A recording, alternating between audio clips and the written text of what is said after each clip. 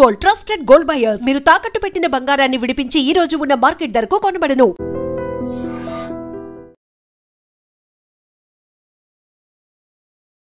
నమస్కారం, welcome to I dream. ధర్మ మార్గం విత్ విజిత కార్యక్రమానికి స్వాగతం.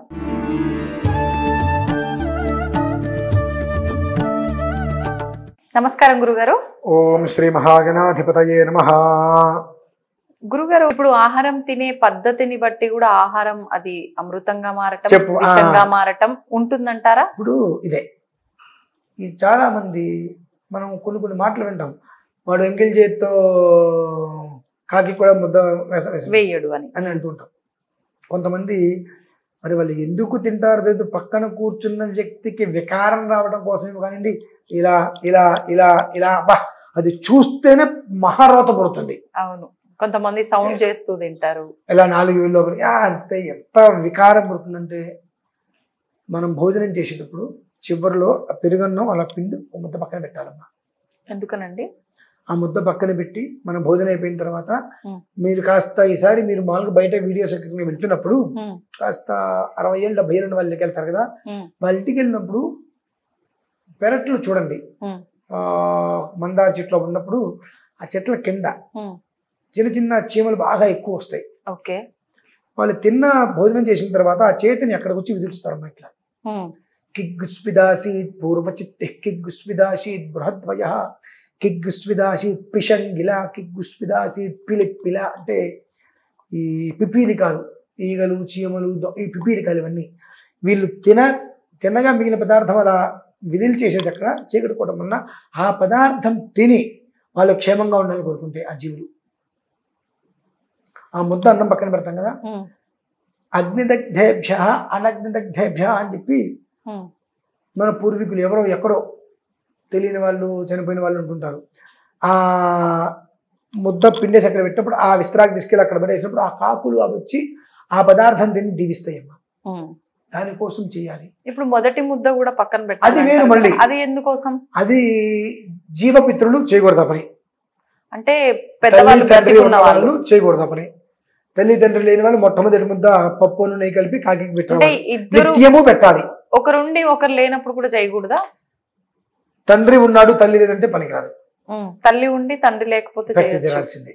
అంటే ఆడవారైనా మగవారైనా పెట్టాల్సిందే. ఆడవాళ్ళకి అవసరం లేదు, మగవాళ్ళే పెట్టి కాకపోతే ఏం చేస్తుంటే ఆడవాళ్ళకి ఇచ్చి పైన పెట్టమంటారు. ఓకే, ఇవి కొన్ని ప్రణాళికలు ఉంటాయి ప్రధానికి, వాటిని మనం చెయ్యం కదమ్మా. ఆ చెయ్యకపోవటం వల్లనే ఇవాళ మన దగ్గర ఆహార పదార్థాలు ఎక్కువ ఉన్నా సమయానుకంగా మన కడుపు నిండలేకపోతుంది. తిన్న తర్వాత రకరకాల ఇబ్బందులు, ఇవే కారణాలు. నువ్వు తినే విధానాన్ని అనుసరించే అది నీకు అరగాల, అరగక్కర్లేదు, అరుగుతుందా, అరగదా, ప్రతిదీ అన్న సూక్తం, త్రిసుబర్ణం లేదా అన్నపూర్ణ సదాపూర్ణ అనేటువంటి స్మరించుకొని ప్రతిరోజు ముద్ద తీసుకోవాలి. ఇంకొక విషయం అండి, నాకు ఇప్పుడు మీరే గుర్తొచ్చారు. ఇంతకు ముందర ఒకసారి ఆహారం అనే కాదు, మంచినీళ్ళు కూడా మీకు వాటర్ ఇస్తే నించున్నోళ్ళు నించున్నట్టుగా తాగకుండా కొంచెం బెండ్ అయ్యి తాగడం నేను చూసిన. అంటే ఎందుకు అట్లా తాగిర్రు అని అంటే మీరు నాకు ఒక సమాధానం చెప్పిర్రు. అది ఏమీ లేదమ్మా. ఆహార పదార్థం, పానీయ పదార్థం ఏదైనప్పటికీ కూడా నించొని భోజనం చేసినా, నించొని మంచినీరు తాగినా గార్ధభ మూత్రం తాగినట్టే. గార్ధభం అంటే గాడిద తాగినట్టు. కనుక మేము ఎక్కడైనా సరే ఇస్తే గబిక్కిన మోకాలైనా వంచినడు తాగుతాం. అంటే అది ఏదైనా శాస్త్రంలో ఉందా? అయ్యో, ఎందులో ఉందండి? మీరు ధర్మసింధు, నిర్ణయ సింధు అందులో చూడండి. ప్రతి ఒక్కటి మనం సగం మంచినీళ్ళు తాగి పక్కన పెట్టి తర్వాత తాగడానికి కూడా పనికిరావు. అవునా? ప్రతిదీ శాస్త్ర ప్రమాణాలు. ఇవాళ తప్పేశాం మనం. ఇవాళ అంతగా మనం శాస్త్ర ప్రమాణాన్ని పాటించట్ల, కొంచెమైనా పాటించకపోతే జీవితాలు రేపు ఉదయం. దానికి కనీసం ఆహార నియమాలైనా శుభ్రతగా పాటించండి అని చెబుతుంటారు. ఇంకా మరి కొంతమందికి మనం చెప్పక్కర్లేదు. పెళ్లిళ్ళు చూస్తూ ఉంటాము, బఫే అని చెప్పి వడ్డించేవాడు మహాపవిత్రం, మడిగట్టుకొని ఉంటాడు, కింద షూ వేసుకొని ఉంటాడు చక్కగా. తినేవాళ్ళు అంతకన్నా శుభ్రమైన వాళ్ళు అదే షూ వేసుకొని అదే చెప్పులు వేసుకొని వచ్చి ముష్టెత్తుకుంటూ. ఈ మాట లేదమ్మా. వివాహమునంటే పచ్చటి పందిరి కింద దంపతులు వివాహం చేసుకుని వచ్చిన వాళ్ళందరూ కడుపు నిండా భోజనం చేసి ఆ దంపతులను ఆశీర్వదించాలి. కడుపు నిండా భోజనం చేయటం అంటే ఏంటి? చక్కగా విస్తరాకులో కూర్చొని, కింద కూర్చోలేకపోవచ్చు, టేబుల్ మీద కూర్చొని వడ్డించేటువంటి వారు చక్కగా ఒక ప్రణాళికగా వడ్డించుకుంటూ ఉంటే అది తిని లేవటం. ఈ ఇది పట్టుకుంటూ వెళ్ళిపోతే ఎంతవరకు అది సమంజసం చెప్పండి అమ్మా. అంటే పరిస్థితులకు తగ్గట్టుగా మారటం తప్పంటారా? ఏది పరిస్థితులు? ఇంతకు ముందున్న పరిస్థితులు ఇప్పుడు లేవు కదా గురుగారు, ఏ విషయంలో తీసుకున్నా కూడా. ఎవరు మారింది? ఎవరండి? ఒక అసహ్యకరమైన మాట కూడా మాట్లాడతా, తప్పదు. అంటే పళ్ళు రాలగొట్టట్టు ఉంటేనే కొన్ని అర్థమవుతాయి. కాలం మారింది, కాలం మారింది, కాబట్టి ఇలా చేస్తున్నామన్నారు కదా. వివాహం అయిన తర్వాత దంపతులు ఇద్దరిని గదిలోకి పంపిస్తారు, ఆరు బయట అందరం మధ్యలో చేయమని చెప్పరుగా. కాలం మారింది కదా అని చెప్పి చేస్తారా? నేను అనకూడదు ఆ మాట. ఇలానే ఉంటాయమ్మా, అంత దరిద్రంగానే ఉంటుంది, అంత దాన్ని అనుసరించిన దరిద్రంగానే ఉంటుంది. ఏది గుప్తంగా జరగాలో అది గుప్తంగానే ఉండాలి, ఏది బహిర్గతంగా ఉండాలో అది బహిర్గతంగా ఉండాలి. అది ఇటు మారినా ప్రమాదమేగా. కాబట్టి అది గమనించుకోవాలి. మన అవసరానికి తగ్గట్టుగా మనం మార్చుకుంటున్నాం, కాలం మారలేదండి. మీ నాయనమ్మ గారు చిన్నప్పుడు కావచ్చు, మీ పిల్లలు చిన్నప్పుడు కావచ్చు, రేపు నా మనవళ్ళు వచ్చి వారికి మనవడు వచ్చినా సూర్యుడు తూర్పు ఉదయిస్తాడుగా. మరి వాళ్ళు ఎక్కడా మారట్లేదు కదండి.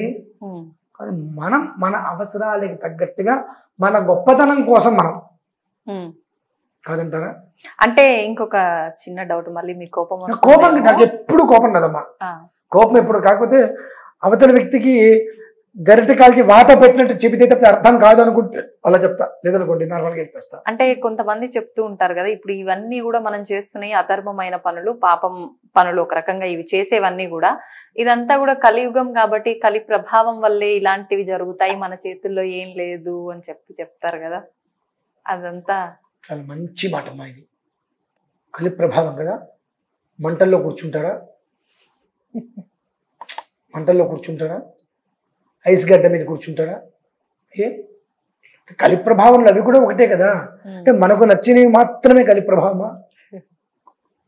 ఇక్కడ మనకు నచ్చినవి మాత్రమే మనం చేస్తున్నాం, దాన్ని ప్రశ్నిస్తే కలి ప్రభావం అంటున్నాం. మనకు నచ్చనివి కూడా చేసి కలి ప్రభావం అంటారా? కాబట్టి ఇక్కడ ఏంటంటే కేవలం మన అవసరానికి తగ్గట్టుగా మనం మార్చుకుంటూ, ఎవరైనా అడిగితే దానికి ఒక సమాధానం వాళ్ళకి చెప్పి నిజమే కదా అని అనిపిస్తున్నాం మనం. నాలాంటి వాడైతే ఆ చేయి తీసుకెళ్ళి వేణీళ్ళలో పెట్టి కాలుతుండగా కలి కలి కలి కలి ప్రభావం అంటాం, ఊరుకుంటారా? చెయ్యి, నువ్వు చేయటం వలన ఎదుటి మనిషికి హాని రాకుండా నువ్వు చేసుకో. నువ్వు ఒక్కడివి చేయటం వలన అది చూసి బాగుందని కొన్ని నలుగురు మొదలు పెడుతున్నారు. తాను చెడ్డకోతే వనమంతా చేర్చిందన్నారుగా. అంటే ఒకరి నాశనానికి ఒకటి కారణం అవుతున్నాడుగా. అది నువ్వెందుకు అవుతావు అంట నేను. ఇంకోటి ఎవడైతే అవుతాడు, నువ్వెందుకు అవ్వాలి? ఎవరికి వాడాలా, నేను ఎందుకు అవ్వాలనుకుంటే ఇలా ఉంటుందండి పరిస్థితి. నేను చెప్పేటువంటి దాంట్లో కాస్త కాఠిన్యమైన పదాలు, అనరాని మాటలు ఎందుకు మధ్య మధ్యలో మాట్లాడతానంటే నాకేదో కోపం, ద్వేషం అనుకుంటారు. 8 రకాల శాస్త్రాలు చదివి సో నేను ఇంట్లో కూర్చుంటే దగ్గరకు వచ్చి ఎవరికి చెప్పకపోయినా నష్టం లేదు. ఇక్కడికి వచ్చి మీరు అడిగినప్పుడైనా కనీసం ఇది నువ్వు అనుభవిస్తే బాగుపడతావు లేదా నాశనం అవుతావు, నీ ఇష్టం, నీ కర్మను నువ్వు బాగు చేసుకుంటావు లేదా అనేటువంటి విషయాన్ని చెప్పలేనప్పుడు నేను ఇక్కడ కూర్చోవడం దేనికి? మీరు ఇలా చెయ్యండి అని నేను చెప్తున్నా కదా. చెప్పడం చేతగానప్పుడు నేను ఇక్కడ కూర్చొని చెప్పకూడదు. ఇక్కడ నేను కూర్చొని చెప్పాలి అంటే కష్టమైన, నీకు వినటానికి ఇబ్బందిగా అనిపించిన ఇదే వాస్తవాన్ని చెప్పాల్సి అని చెప్పగలిగితే ఆయన నన్ను కనీసం కరుణించకపోయినా ఆగ్రహించుకుంటా ఉంటాడు. లేదనుకోండి ఆయన కొట్టేది ఎక్కడో పడతాం వెళ్ళి. అవి నేను పాటిస్తానమ్మా. అందుకనే ఆయనకి కాస్త ముక్కు మీద కోపం, ముక్కు మీద మంచిది శుభం కాస్త ఏం కాదండి, బాగానే ఆఫ్ కెమెరాలో చూస్తే అర్థమవుతుంది ఇలా ఉంటాను అంతే. ధన్యవాదాలండి. తవ్వుతూనే శివలింగం సరే దాన్ని అట్లా కప్పేసేయండి, చూపించదండి. మూర్తి పూజ కాదు, సాక్షాత్ బ్రజేంద్ర నందన భగవాన్ ఉన్నారు మూర్తిలో. ఏమీ ఆశించకుండా ఆరాధించే వాళ్ళు కూడా ఉన్నారా ప్రభుజీ? నిజమైన భక్తి అంటే మనకు తెలియదు కాబట్టి